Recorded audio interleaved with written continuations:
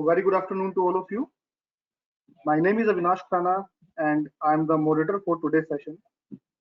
It gives me an intense pleasure to welcome you all to an HRian webinar on the theme, A Journey from Fluidity of Assumption to Action with Convictions Concern in Management of Self.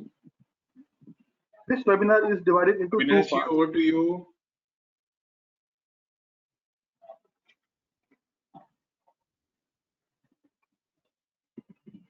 Can you hear me, sir? Yes, I can hear you.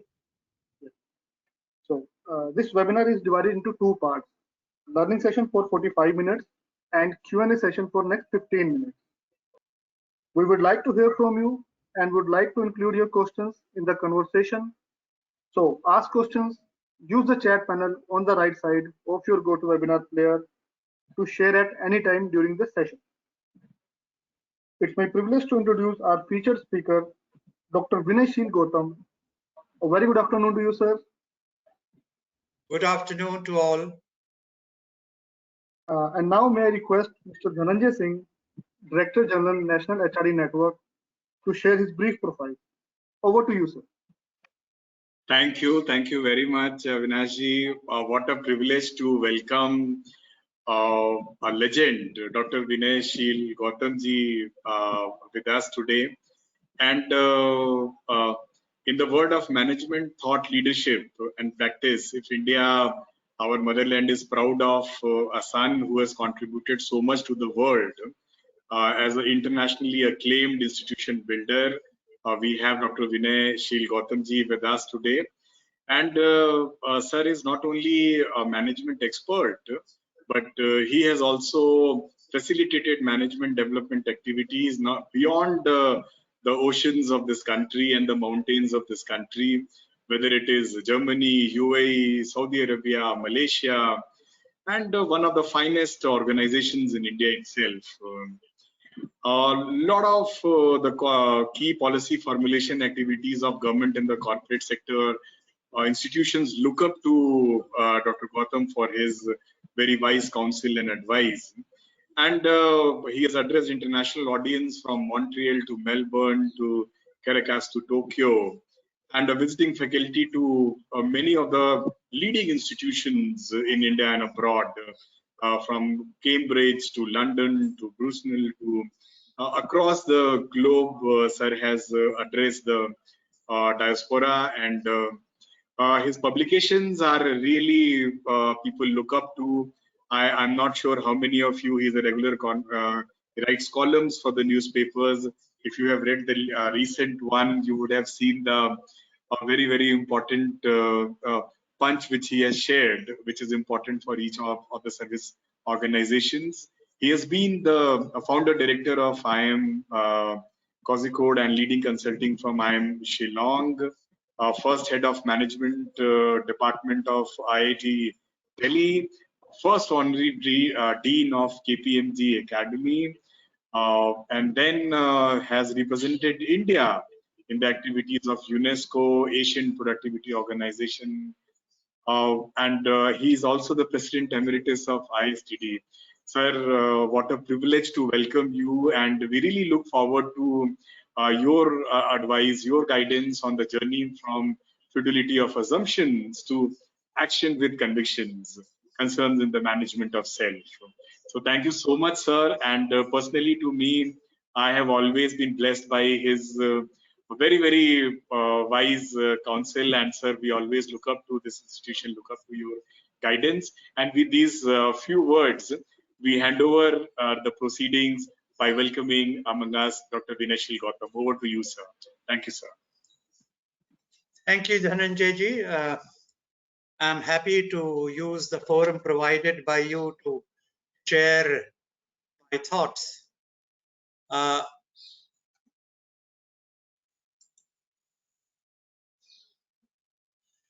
It is important to realize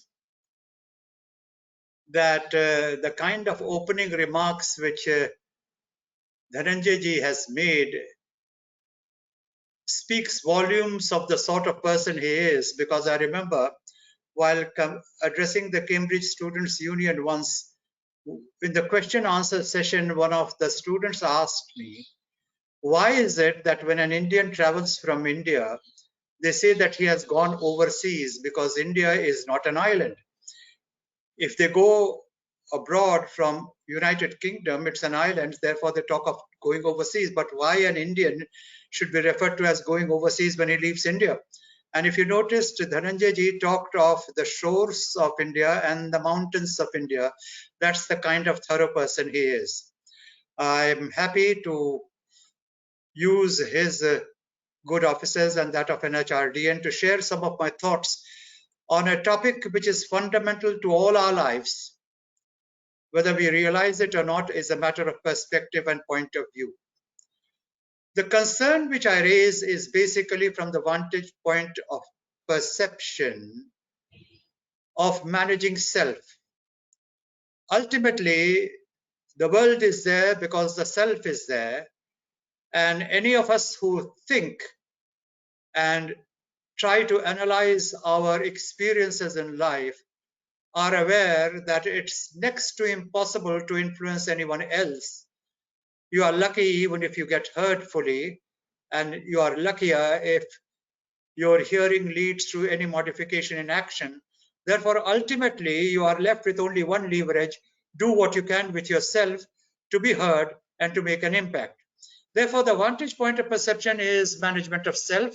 And this is a topic as old in modern management as the study of management itself, which really begins around the end of the Second World War. It's not that there was no management before the Second World War, but just that it was not in the kind of packaging which it took on after the Second World War. In fact, management is as old as the rivers, but that's another story. And on another occasion, we can see the different shades of assumptions which determine managerial action. For the moment, I want to emphasize the simple point from which I begin my remarks.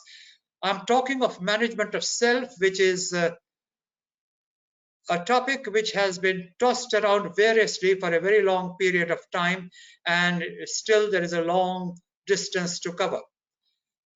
My entry into the subject is to outline the interfaces between two thoughts. Does it pay in life to have fluidity of assumptions, or does it pay in life to have action with convictions? And all of us experiment with life. In fact, most of us believe that we are smarter than all the world put together, though some of us say it, some of us don't. Well, might you ask, how could I come to that conclusion? Well, it's a very simple logic. I don't know of any living person who doesn't lie. The question is, to what extent and with what intensity?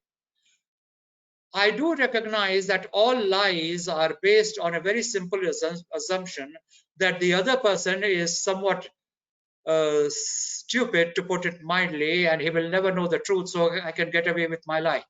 Nobody would lie if he recognized that his lie would be caught. Therefore, we all fall a prey to thinking we are smarter than the rest of the world put together, which is why we even attempt to lie. So that flattering self-image converts itself into many forms. We give advice when nobody has asked for it. We pretend to direct when we may not even know what the ground conditions are, and worse. It usually causes as much grief as success, and we shall leave that aspect there. But then, in trying to negotiate ourselves through life,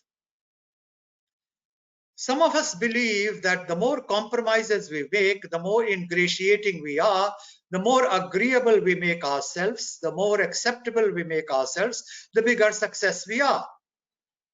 A palpably erroneous assumption which has very little facts to back itself up, because the most agreeable person doesn't necessarily become the commander-in-chief of a situation. On the other hand, carrying conviction in what you do may or may not work. So that also is on the horns of a dilemma.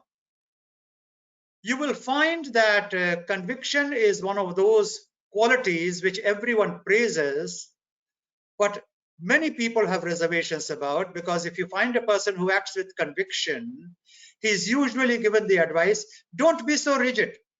Flexibility is the way forward. You have to accommodate others' point of view. Now, if you do all that, what happens to your conviction?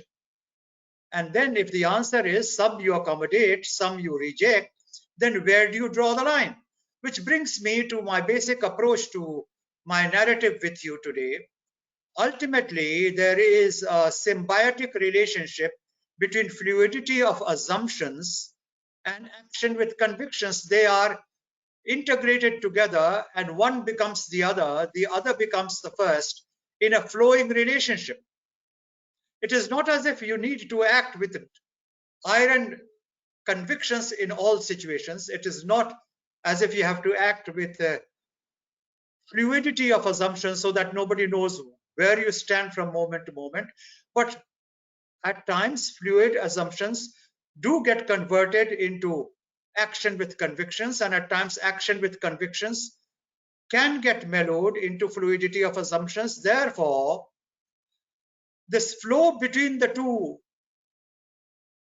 basic building blocks of my remarks has to be first takeaway to what I want to share with you, because I want to save sufficient time for tossing the ideas around to enable queries, observations, questions, and answer, essentially because I believe that I do not have the ultimate truth.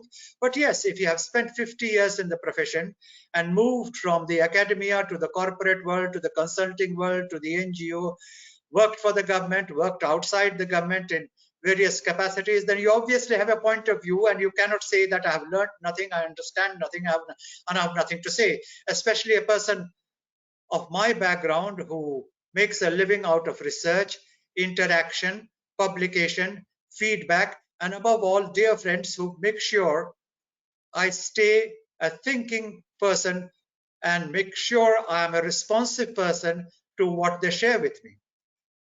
Now, I would like to build upon that assumption to share with you the second component of my thought, namely, life is dogged with dilemmas. There are very few cut and dried situations where the answer is in yes or no. The poets have tried to capture it, the dramatists have tried to capture it, the creative people who write in plays, stories, poems have all talked of it, and perhaps the most famous line which I can think of is a statement from Hamlet where he says, "To be or not to be, that's the question." Now, this is not the time to recite Shakespeare, but that's a dilemma which most of us face many times in life because we do not know how to react to a situation. In fact, when under pressure, sometimes you begin wondering whether it is worth putting up with that kind of stress, pressure, and whether that is itself a worthwhile pursuit. There are other dilemmas, and other authors have talked of it. For example, you may find it strange, but Mark Twain is credited with the statement, "For each one kills the thing he loves." Now, how can you kill the thing you love? By making an overdemand, by undernourishing it, by getting into unnecessary squabbles, which is how you will notice that most gender relationships, like most friendships, oscillate between love and hate. Different shades of love, different shades of hate, and no two people in interaction with each other over a period of time will ever say they had the same emotions about each other. Your likes and dislikes coexist depending upon the trigger. In fact, the classical and perhaps the oldest institution of a civil society, a marriage, has remarkably similar crests and troughs where you are in love, you are not in love, you are out of love, you are back in love, and at any given moment of time, depending upon the trigger and the context, your emotions are in a situation of flux and flow. That happens also in managerial situations. In the context of this kind of light and shade, the shoreline and the sea relationship, when you come across a statement as you come across in Mundaka Upanishad, Satyameva Jayate Nanritam, it is one of the most emphatic statements that I know anywhere, even in the Upanishads, and certainly in any ancient text that I have read. Satyameva Jayate, truth alone triumphs. And not satisfied with that, the authors of the Upanishad went on to say, Nanritam, nothing else does. Now, if that is not conviction, what is conviction? Therefore, it stands a pole apart from what I have been advocating so far, namely the symbiotic relationship between fluidity of assumptions and action with convictions, and I'll explain it in a very simple manner. Such core beliefs like Satyameva Jayate Nanritam are the anchors of life, and around it rotate the fluidity of assumptions and action with convictions. Therefore, there is a place for core beliefs. If you don't have a core belief, I don't think you will be able to see human life the way it is meant to be seen. Which brings me to a next important question. If core beliefs are what they are, then what is it that you believe in? And how much of what you believe in is really you, and how much of your beliefs are really inherited, and you have identified with your beliefs and you are willing to pay any price for it, pick up bones with anyone who seems to cut across it, because you merge your identity in that belief. I'll give you some examples. Our religious beliefs. Most of us belong, in terms of the practice of our religion, in the religious beliefs in which our parents were born and they brought us up with. Not only is it a matter of religious beliefs, but our dietary preferences. In most of the cases, we develop the preferences which we were brought up in early childhood, boyhood, and we began to like the dishes which we were conditioned to, and we're not so fond of dishes which our environment did not encourage.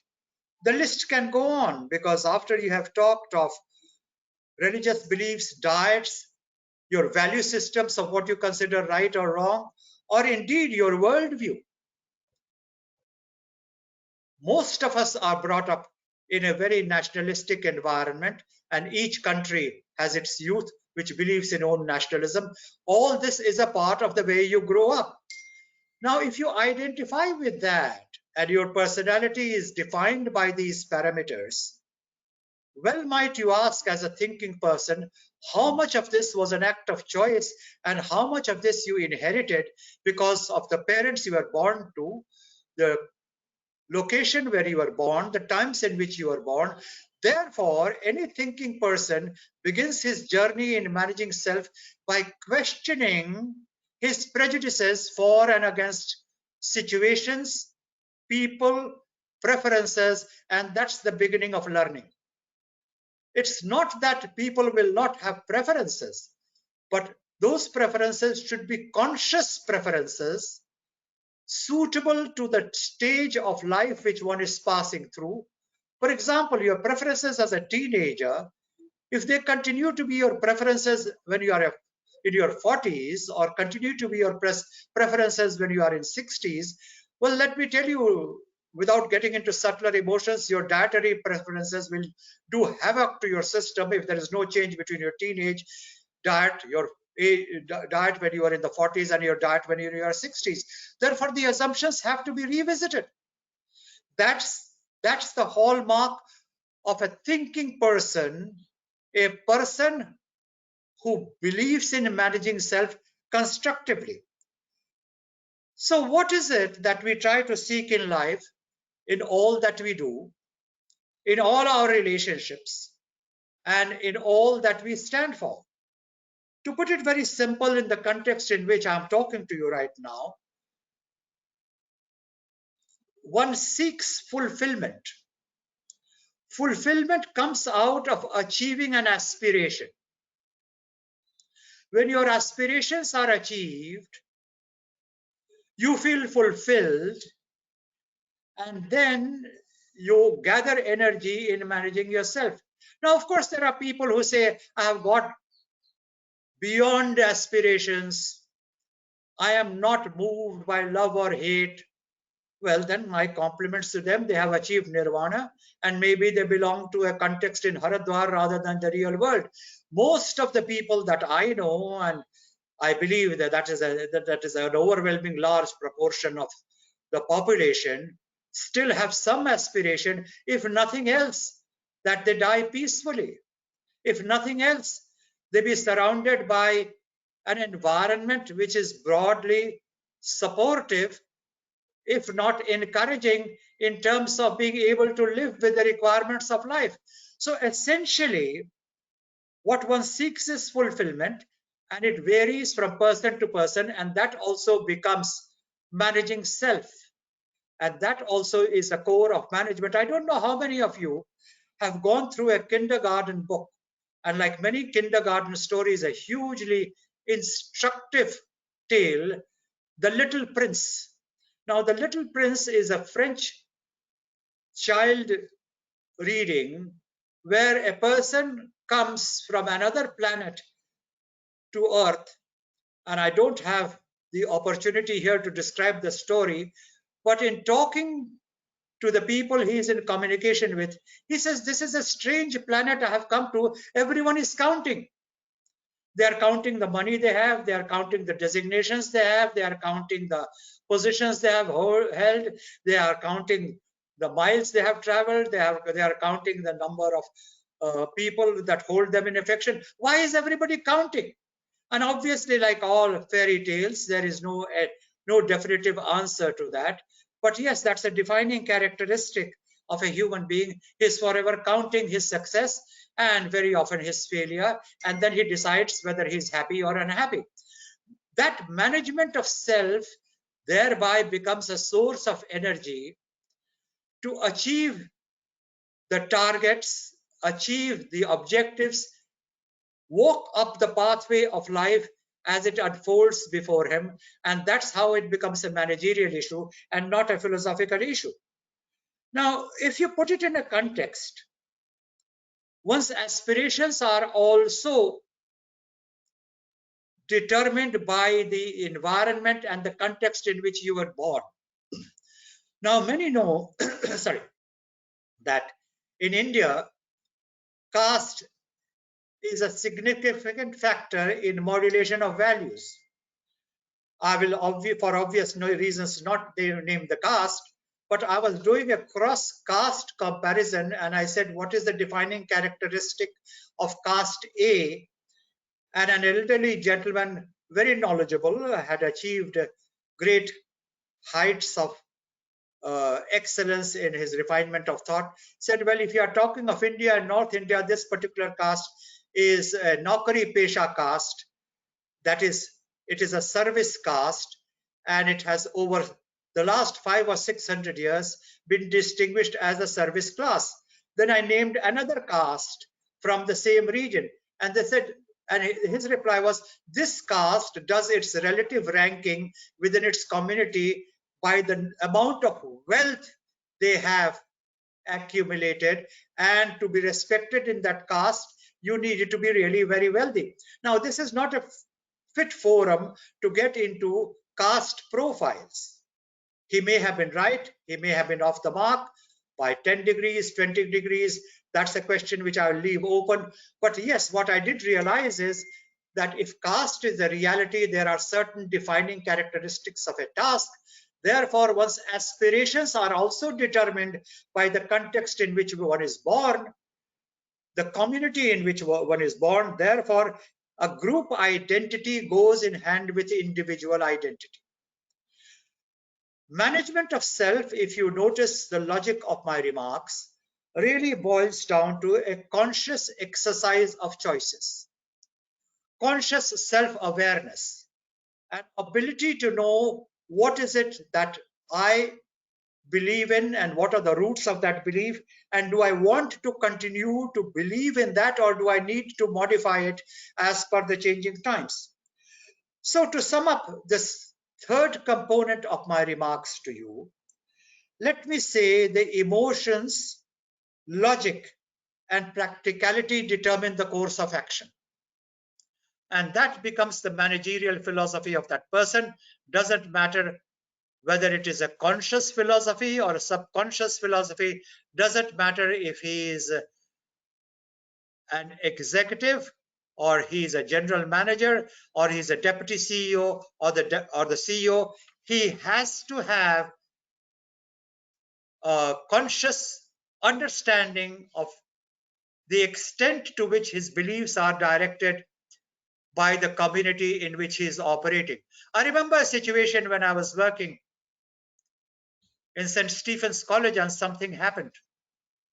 And I was in conversation with the principal. Obviously, I'm not going to discuss the details. And then he said, in this college, we do not have such experiences because St. Stephen's doesn't believe in such a thing. Now, whether he was right or wrong, I don't want to get into it. But he was espousing a proposition which I want to share with you. Each institution has a belief system in practice, and sometimes it is articulated. Therefore, you need to realize, just as everyone needs to realize, that assumptions and convictions are in a relationship with each other and are not autonomous variables.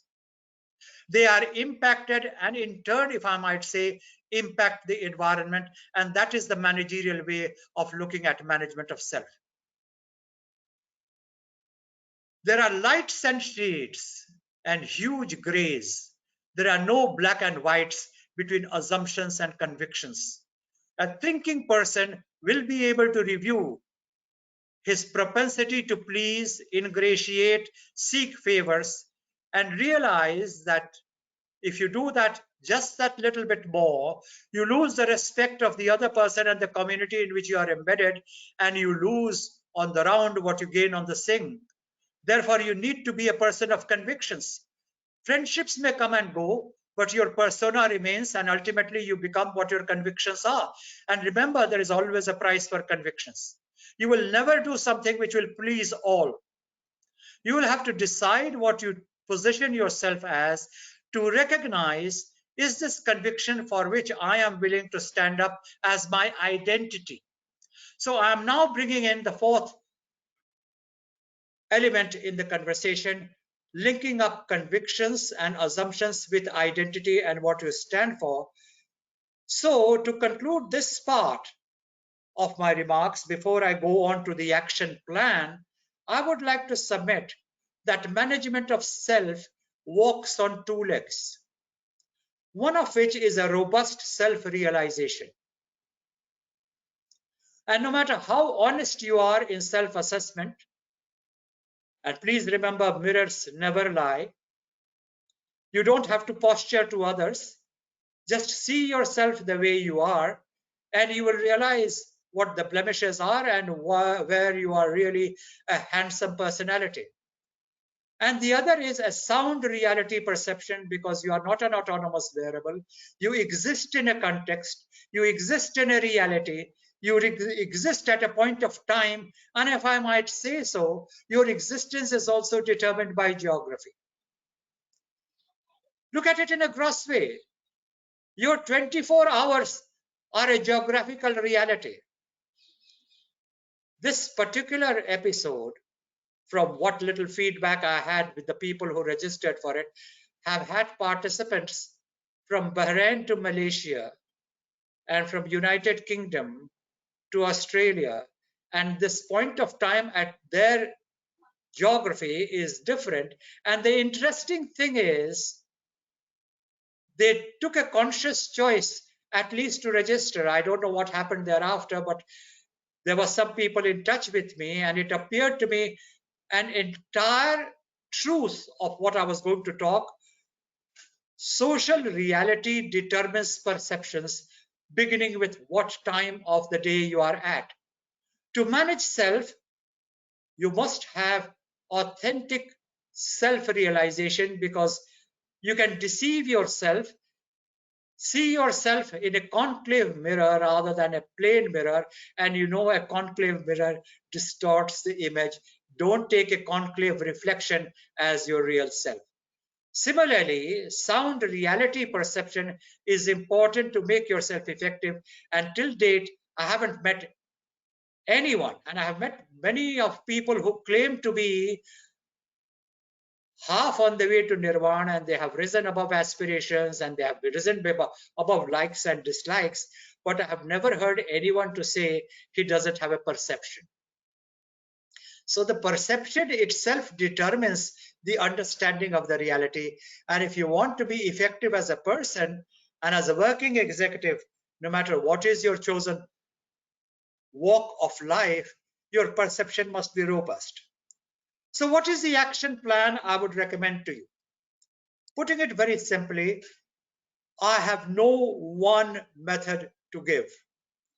I am not a practitioner who writes prescriptions at the back of an envelope and helps people to walk towards nirvana. As you can clearly make out, I firmly believe that life itself is a chain of personal choices. When you exercise those personal choices, you should exercise them in a responsible manner and face the consequences like an adult. I feel very, very amused at people who do things as an act of conscious choice and then end up by saying, "Ab ho gaya to kya kare?" What do I do when it happened? No, nothing happens. You consciously permitted it to happen, and in fact were an active contributor to it. I also need to emphasize that no matter what you do, there is a price to be placed for it. The question is, what is the price you are willing to pay? If you think you are going to go through life with fluid assumptions, even that will not be free, because people will see that you are not a person of convictions. On the other hand, if you act with excessive convictions, overlooking all feedback, then there is a backlash on that too. So ultimately, how do you walk through it? You decide what is the price you are willing to pay and pay it like an adult. Do not make excuses or justifications. Conscious acceptance of responsibility of your decisions and your choices is the first major step towards active self-realization, because that which you have done you cannot undo, but where you are, you can always exercise your choices de novo. It is another matter that life very often doesn't give those choices. Once the choices have been exercised, several of them, you have to live through. So my second submission on the action plan is, no matter what you do, there are prices to be paid, because there are certain main drivers of human action. Wherever there are resources, people like to have the monopoly of it, and if not the monopoly, the first access to it, and if not the first access to it, at least a decent slice of those resources. And this is the beginning of a lot of politics. And I use that word without adding a value to it, because politics is defined as the struggle for the control of decision-making systems. In other words, resources. Nowhere is politics defined as being a dirty word. No, politics is a process issue. And people get into politics because they want a share of their resources. They want a share of the patronizations. They want a share of their eminence. Otherwise, there would be no politics at all. If you are walking this road, which has a threefold action plan, which I just explained, I would like to alert you to certain pitfalls which may come. Please be conscious of your insecurities and don't project it on others. Your real strength is being conscious of your own insecurities, because when you are really insecure in parts, you tend to hold on to your plans and indeed your past, and you go on justifying it. Please remember, your story is not a story many other people will be interested in unless they want a slice of your attention. So I have little idea why people want to narrate their stories when you know that the other person is just as keen to narrate his stories. It's not that I have anything against stories. I think they are a very powerful instrument. All I'm suggesting is the choice of the context, the location and timing, as well as the content of the story is an important one. Nobody is interested in your life experiences merely because you have had their experiences. Therefore, guard against that pitfall. A close cousin of that pitfall is self-limiting beliefs. You don't give yourself a chance. No, I can't do it. Now, I see it from all types of situations, small and big. I've seen adults afraid to learn swimming because they believe the moment they go in deep water, they will meet with disaster. It's no good telling them that life buoy is there, a coach is there, they are accompanied by somebody who's swimming. That ingrained belief that I'm going to meet with disaster if I go into the deep side is what is a good example, which I think self-limiting beliefs. Don't look for constant validation. If you believe in something, be willing to be told you are wrong, but be open to re-examining it. Harboring a fear of uncertainty prevents experimentation, and the list can go long, but I have said enough to indicate that in the final analysis, the pitfalls may be very severe, and those pitfalls have to be negotiated if you really want to be successful or a satisfied person in parts. I would like to conclude with two further components of my remarks. What is the way forward? And then make some remarks to wind up what I'm sharing with you, because I do believe if you have to say something, you should be able to say it in the time allotted to you. And if you can't say it in the time allotted to you, you don't know what to say at all. So Dhananjay ji started by saying, I'm to speak for 45 minutes.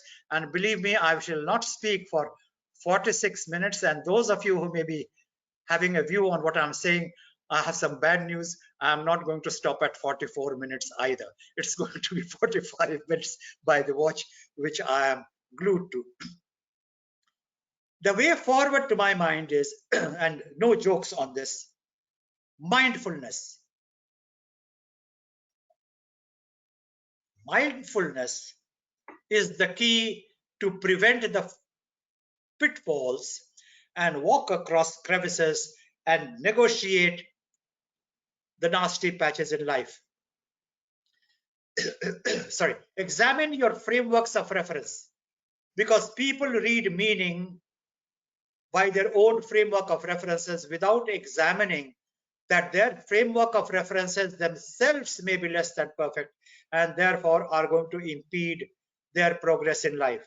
And finally, the third caution is stop looking for templates.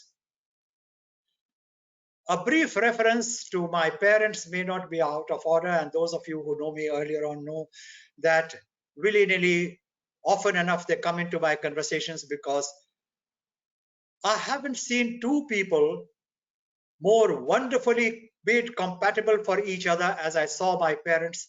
And if I might say so, I have never seen so well-adjusted people. And my father and mother, on the very few occasions they had an advice to tell me, had this advice to give: there is no template for a relationship.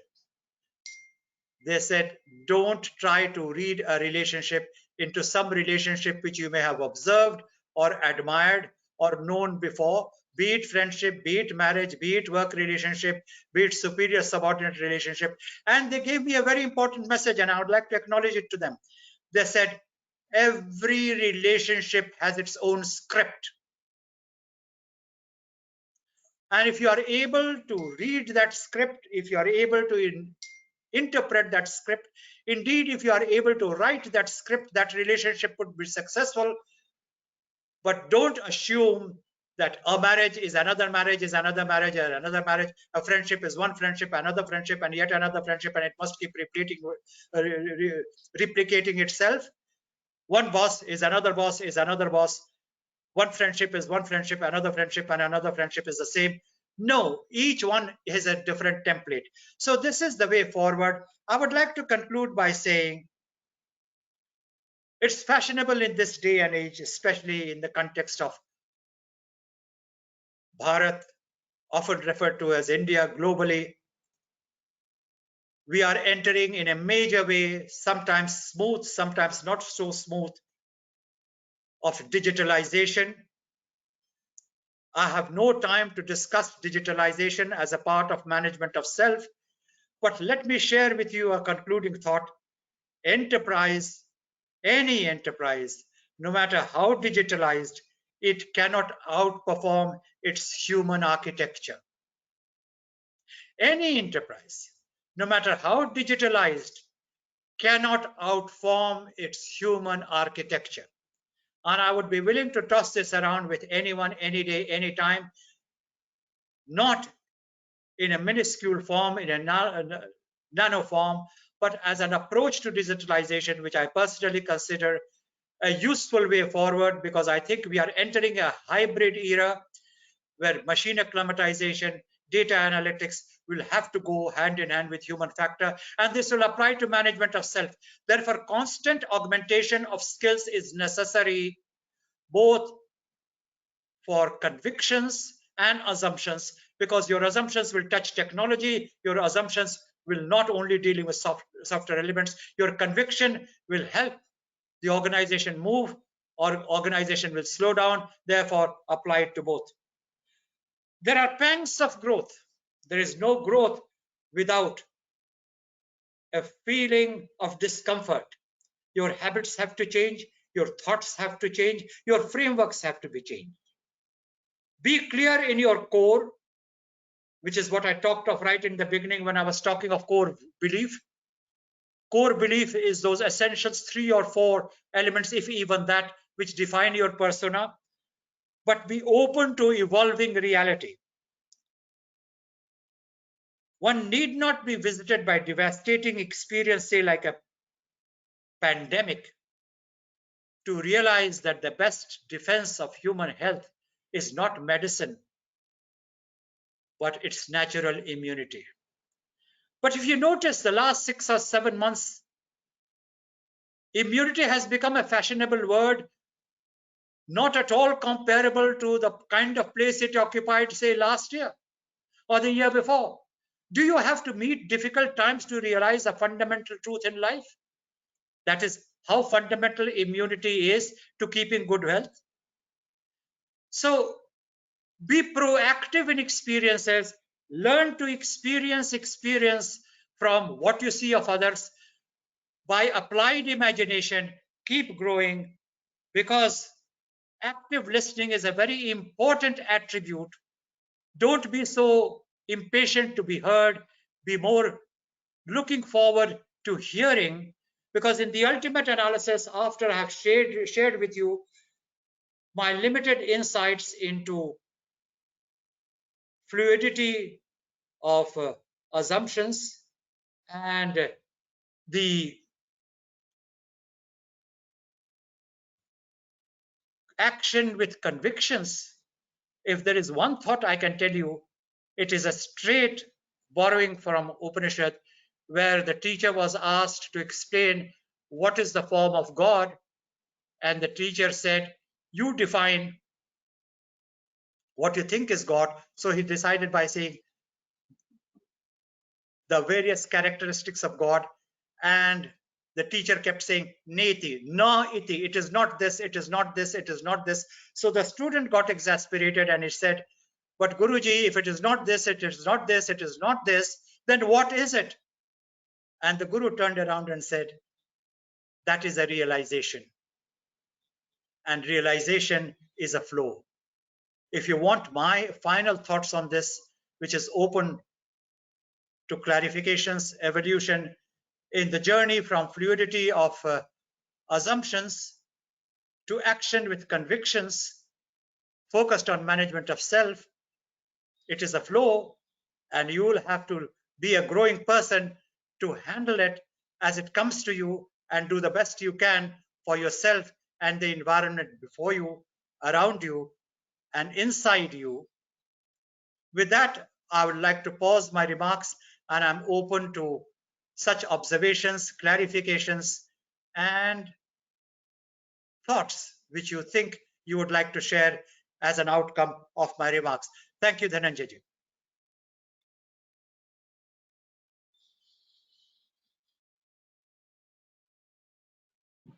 Sir, I don't have words to say about this session, and words will fail me actually to say anything about this session. And there are some questions on behalf of the audience I would like to ask you, please, sir, with the permission. May I, sir? Please. Thank you, sir. So the first question is when we are talking about, you talked about perceptions and how perceptions are so important in life. Would you like to share few tips that how we can work on where we can the difference between the reality and the perception can be reduced? So at times people, what they are doing in their actual life, they feel that, okay, whatever I have done, I'm not perceived like that.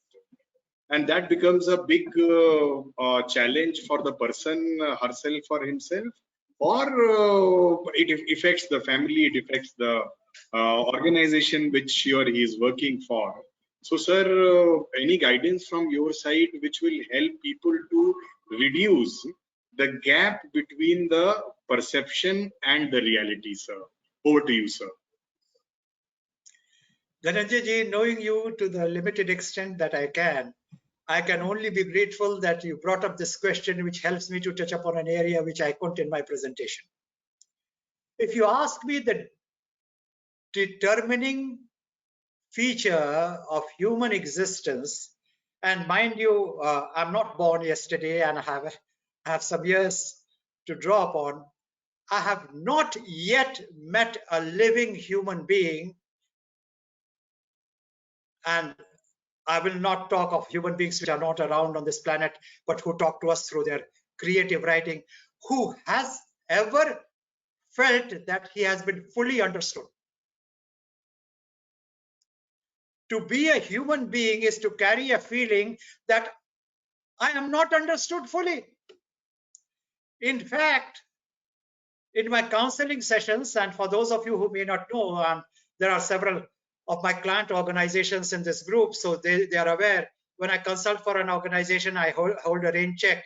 I'm available for personal consultation for individuals who wish to see me by appointment, and it's not booked on the payment system. And the agreement with the organization is they will never discuss with me or want to know what we discussed. So a lot of personal issues are raised and a lot of personal dilemmas are sorted out. That's another story. The only reason why I raise it is when you have these sessions, several of them talk of the disastrous emotional life they have led. And they want answers on how to alleviate that pain. And one thing which is almost universally common, they all felt away that the other person walked away because they were not understood fully by that person. So they attribute the disaster in the relationship to inadequate understanding. Therefore, my first conclusion is it is human to believe that you are not understood fully, therefore the gap in perception and what you are. My second answer to that is, if we were not so keen to be heard and a little more patient to hear, which I spun in towards the end of my observation, active listening, believe me, the other person is also as well-intentioned as you are. Only his assumptions may not be the same as yours, which is where disagreement takes place.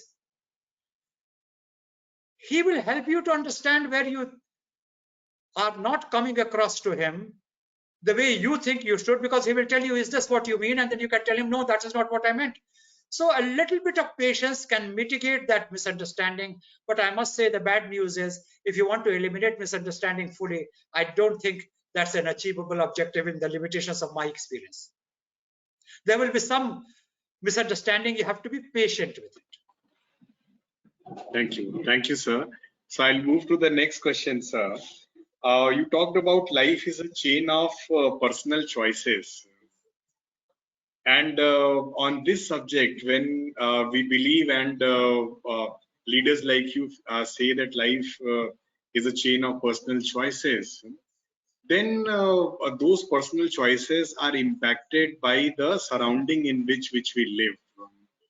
How a person who works for a corporate organization and the person is not someone who lives, as you said, in a Haridwar or a Rishikesh, how to balance the life when they have to really balance their personal life, their professional life, and then they have to match both of them.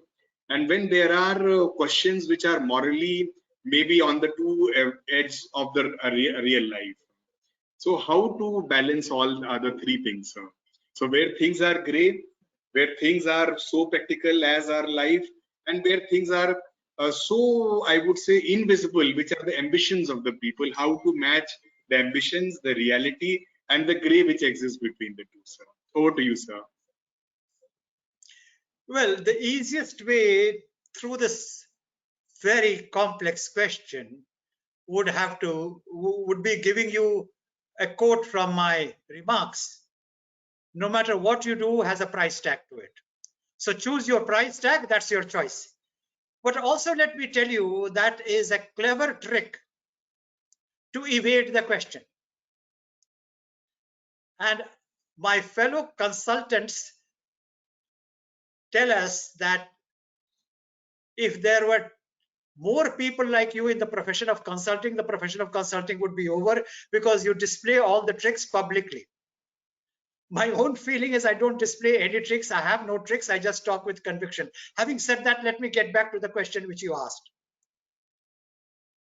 I said the template answer is no matter what you choose, there is a price to it. Be prepared to pay the price, and that's the end. The real answer is you have to take a choice. When I said it's a personal choice, you notice that there is a very important qualifying word which is missing.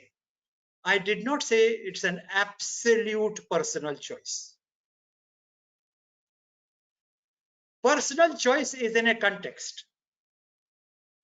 By the time one reaches my point of time in life, there is very little concealment or camouflage that is possible. There are people who follow my careers. There are people who follow, I remember I use the plural, who follow my writing, who follow my speak. And somebody today wrote to me saying that in an international conference, they are bringing out a poster where they have got a picture of me by a riverside, and they have got an award next to me, and they're running a competition on interpreting that. Now, this was something which takes me even in my limited experience by surprise. But having said that, I'm trying to talk them out of it because I don't like being the object of a competition. It is not a secret that I have resigned multiple times in my career. For those who may not be aware of it, I resigned as a director of IIM Kozhikode. I resigned as the senior managing director and principal economic advisor of a global consulting firm. I resigned as an emeritus chair professor at IIT Delhi. And I don't want to discuss it. They were not unhappy choices. It is not as if I had no pangs of separation. It is not as if I didn't have friendships there. Those friendships exist even today. When IIMK launched its 25th anniversary celebrations, the serving establishment there had me deliver my remarks in the first session of the launch of the Silver Jubilee. So my relationships are very fond, but I will not comment, but give you a narrative. The serving director of IIT Delhi, when I went to him as emeritus chair professor to say we were on first name terms, I said, look, I'm thinking of resigning. And he said, बहुत अच्छा idea है, resign कर दीजिए. And then he looked at me and he said, Sir, and interestingly, he was the director, but he used to refer to me as sir. He said, sir, are you surprised at my saying it? I said, no, nothing about you would surprise me, just as nothing about me will surprise you. But someday in my life, I will quote you, and that day has come when I'm quoting him. He said, IIT is a great institution. You have worked very hard for it. IIT has contributed to its growth, to your growth. You have gone to the extent of writing the growth story of IIT in its golden jubilee by writing the volume IITD, a longitudinal perspective, and donating of all the things, the copyright and the royalty to the institute. There is nothing more IIT will give to you, and there is nothing more you will give to IIT. There are other good places too. You should be able to bless them and help them. So what an unusual point of view in accepting a resignation. So resignation was not always a disaster in my life. But yes, it was a conscious choice. Now, please let me hasten to add and draw in my horns. I am not projecting myself as an example. I was able to take many decisions in my life because, again, a reference which comes in very easy in my life, Harivansh Rai Bachchan, 4 खेमे 64 खूंटे, ये इनकी आत्मकथा के हिस्सा का है। और एक और जगह उन्होंने लिखा है, कितनी नावों में कितनी बार, and I believe in acknowledging my debts. ये हम क्यों मान ले कि ये अनुभव मेरे जीवन का अंतिम अनुभव है? जिस दिन मेरे जीवन का अंतिम अनुभव होगा, उस दिन मेरा जीना ही बंद हो जाएगा। अभी तो बहुत सारे मुकाम है जिसको पार करना है, और बहुत सारे ह्यूमन टाइपोलॉजीज है जिसको झेलना है, देखना है, समझना है, और उसके चलते शायद अगले जन्म का संस्कार सुधारना है। So ultimately, Dhananjay ji, it is a matter of your world view, which is why I refer to it. Your world view is very important. And if you can't distill your experience to a world view, everything becomes either miniaturized or blown beyond proportions, driven by emotion, peddled by lack of logic, and then the power game starts. Good luck to those who are in that game. I am not in that game. Thank you, sir. Thank you. We still have 3 minutes. We have more questions. In fact, someone has said that standing ovation to you, and see the kind of feeling which they have. And then there is another comment which says that thank you, Professor Gautam. As always, you are thought-provoking and forces us not to think but to question ourselves. You are great as always. So these are some comments which are there on the which have we received, sir. Sir, our last question, because I am conscious of the time. Sir, you talked about there is no template for relationship. Even you were talking about the sanskar which your parents have given you. You talked about that there is no template for relationship. Can you, sir, put more light to this thought, please? Because this is such a profound thought where we how to liberate ourselves from any template through which we see from our point of view the life, sir. Over to you, sir. Well, unfortunately, there will be numbered seconds to respond to that, but I will, after expressing my gratitude to the encouragement which I receive from my audiences now and whenever I write or whatever else I have as a forum, because that's what keeps me going, and I'm grateful for the generous thoughts. But to get back to the question which you asked, let me go back to the oldest institution of human existence, marriage. Please realize each marriage is a different contract. Of course, there are universal, legal, social definitions of what a marriage is. That's so obvious. That's what I would like to term in the context of this remark. Very simple. Action with convictions. There is a conviction in marriage. But after that, after the defining characteristics of a marriage are in place, how you relate as a man or a woman to each other varies from each couple to the other. Some like total sharing. Some keep even different bank accounts. Some run different kinds of relationships. And I don't want to elaborate upon this. But each marriage coasts along. Sometimes when it doesn't, then there is a separation. But the next experience need not necessarily be a flattering one, which is an illustration to say that each relationship has its own template, and you have to recognize the reality of life and let it take shape. If it doesn't suit you, then be willing to begin again. Kitni naamon mein kitni baar? And so life flows. Thank you, sir. Thank you so much. And friends, I would like to share that this discussion will be also available on NHRDN YouTube channel. And by tonight itself, we'll post it there, and we will share the links also, so that you don't miss this amazing kind of session. And it is sharp 5. We started sharp at 4. And with the gratitude to Dr. Vinayshil Gautamji, on behalf of all the participants, on behalf of National HRD Network, so we thank you so much for being with us and sharing your wisdom with us. We look forward to more opportunity where we can learn from you, we can learn from your wisdom, sir. Keep blessing this institution. And to everyone, all the attendees, thank you so much for joining us. Avinashji, thank you so much for running the complete program without any flaws on the technology side. Thank you very much. And with this, we look forward to the next session. And please take care. Please be safe. Thank you very much. And thank you once again, sir. Thank you. Thank you all. Much gratified.